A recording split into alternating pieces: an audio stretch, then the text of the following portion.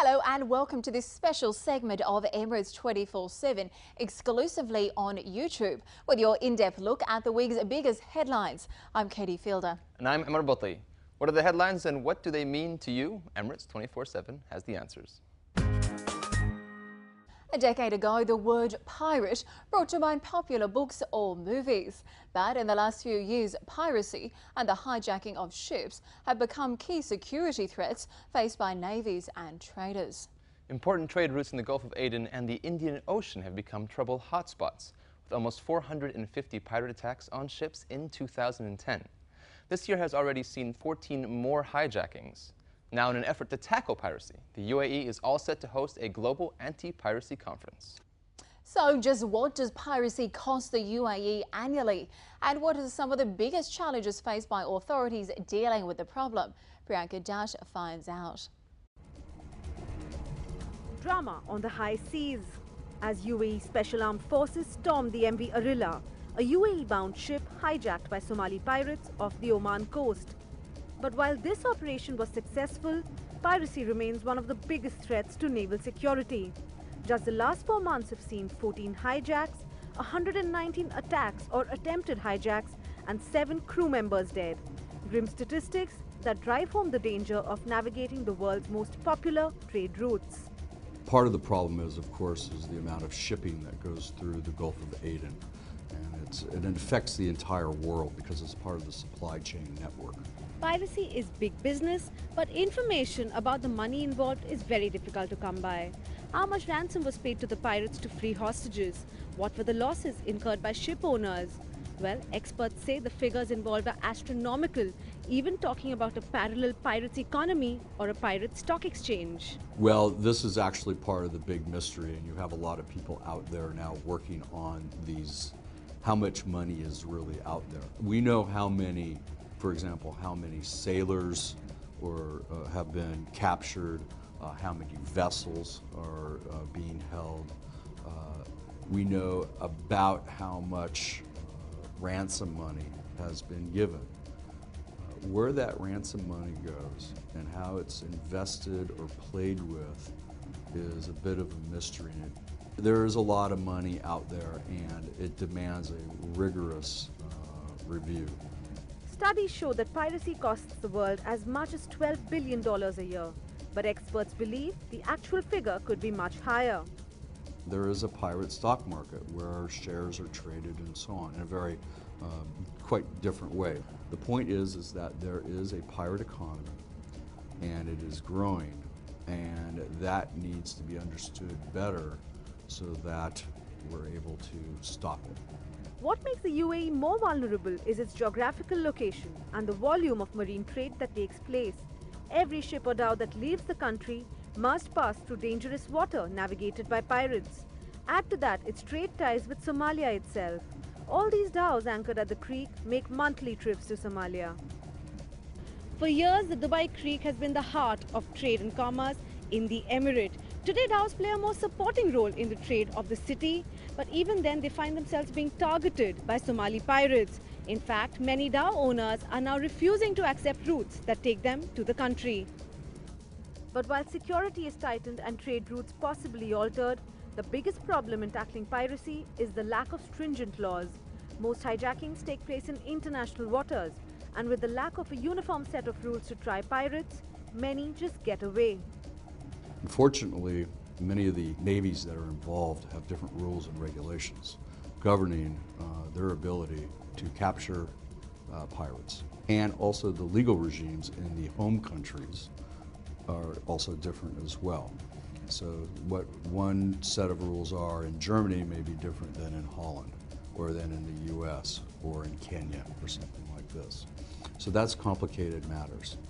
Not surprisingly, the UAE has even submitted a proposal to the United Nations about the prosecution of captured pirates and hopes to raise these issues at the Counter-Piracy Conference to be held next week.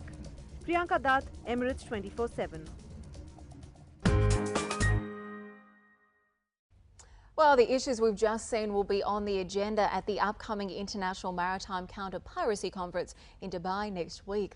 Now, to understand more about this conference and the urgent need to formulate international guidelines to tackle piracy, we're joined by Taufiq Rahim, a political analyst at the Dubai School of Government and the content advisor for the International Maritime Counter-Piracy Conference, as well as Alex St. Matthew Daniel, the practice leader of Embedded Security Management for Control Risks. Gentlemen, welcome to the show this evening. Good evening. Welcome. Now, 2010, we saw a record number of pirate attacks. Now, in 2011, we've already seen 119 and 14 hijackings. These are some scary figures. The Gulf of Aden and Indian Ocean seem to be the hotspots, which is critical for the UAE because they're important trade routes for us. So what is due to this sudden boom in piracy and what's being done to try and combat it? I'll answer that, Katie.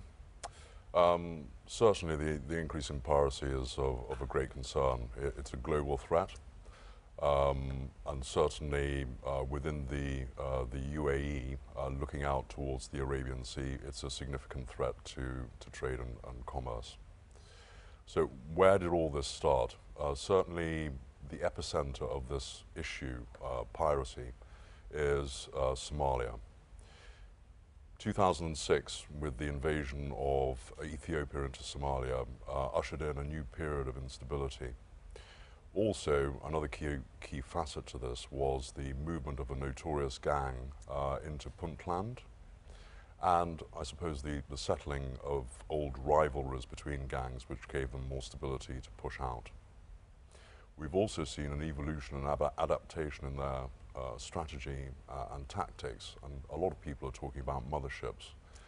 These are essentially ships that have been hijacked and then turned into, I suppose, long-distance transports for the hijackers, giving them unlimited endurance at sea. And also, as you've seen on the news, they've got as close as 250 nautical miles from the coast of India.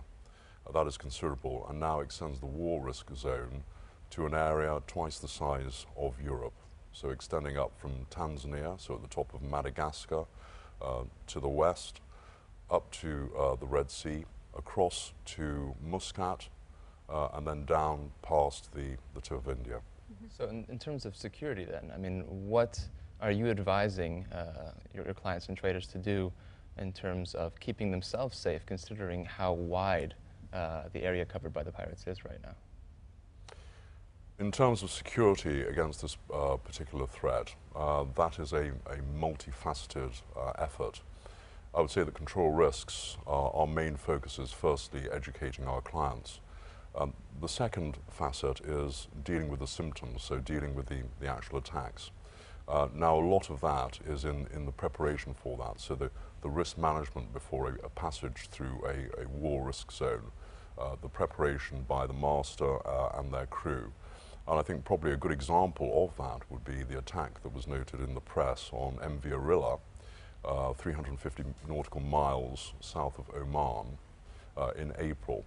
They had clearly done a lot of training, they had clearly been educated. They had adopted the Citadel concept, which is a sealed, safe room, but maintaining control of the ship and also maintaining communications, which enabled them to withstand the attack of the pirates, which went on for a duration of some 30 hours before the UAE Special Forces, a special group training over the last year, were able to coordinate their efforts with the US Fifth Fleet and release them and capture the pirates. Success story. Just going on from obviously the UAE Special Forces here, do you think this will act as a deterrent for other pirates, you know, maybe looking to target the UAE ships in the future? For sure, I think a more robust regional response from within the GCC and the UAE specifically is something that is welcome, I think, by industry because it shows that there is deterrence capacity that is local. I think the UAE has been looking at the issue of counter-piracy systematically over the last couple of years, and I think from a security perspective it culminated, at least in an initial sense, with the rescue of the MV Arilla. I think also, though, that the UAE is looking at the issue more from a general perspective on some of the root causes and what are some of the sustainable solutions. And I think that's why you see the conference that you mentioned being organized next week with DP World and the Ministry of Foreign Affairs and hosted here. And it's to build common agenda globally that can respond to some of the drivers of piracy, in addition to the immediate response to it. So what's some of the problems with these root causes? Obviously, we're discussing a bit the fact that 90% of pirates around the world are from Somalia. A very difficult situation there, 20 years of civil war. They've also lost around 300 million each year, I believe, because of toxic waste being dumped there, illegal fishing. Somalia, obviously, a really difficult situation there. But how can we try and encourage their population to look towards other methods instead of piracy? Obviously, you know, as much as we can look at managing it, I think we really need to, I think the GCC is more about solving it. Yeah. Well, I mean, I think you have to bring together an integrated response between the international community, national actors, and in fact local communities within Somalia, as well as bringing on board governments, militaries, and local NGOs. And that's kind of the idea behind, if you look at the panel's structure in the conference, of having this type of comprehensive discussion. In addition to the panels that are going to be taking place, there's also going to be a meeting of the contact group of the UN Trust to combat piracy. And the idea is that this gathering will not just be a talking shop, as traditionally some conferences can be, but really a practical launching point for a new common agenda to combat piracy. Definitely no easy answers there. Well, thank you so much for joining us. We appreciate your time, and of course, we'll continue to follow this topic. Thank you. Pleasure, gentlemen. Thank you. Thanks, guys. Oh, that's all we have time for on this special segment of Emirates 24/7, exclusively on YouTube. Please do let us know what you thought about the week's topics and what you'd like to see in the future. You can drop us a line on Emirates 24/7 at dmi.ae, or you can message us on Facebook. Just search for Emirates 24/7 on Dubai One. And if you're on BBM, make sure you add us to your contact list. Our pin is on your screen now. All of our shows are posted on our website, which is dmi.ae/Dubai1. So log on there to catch up. And they're also, of course, right here on YouTube. The address for that is youtube.com/Dubai1. We'll see you again next week, bringing you the biggest headlines from across the nation. We've got a huge show, an extra special episode, as we'll be coming to you direct from the Dubai Global Energy Forum. We'll be talking to the biggest names and faces from across the global energy solutions circuit and finding out just how we'll be powering our world in the future. But for now, from the entire team here at Emirates 24/7, it's goodbye.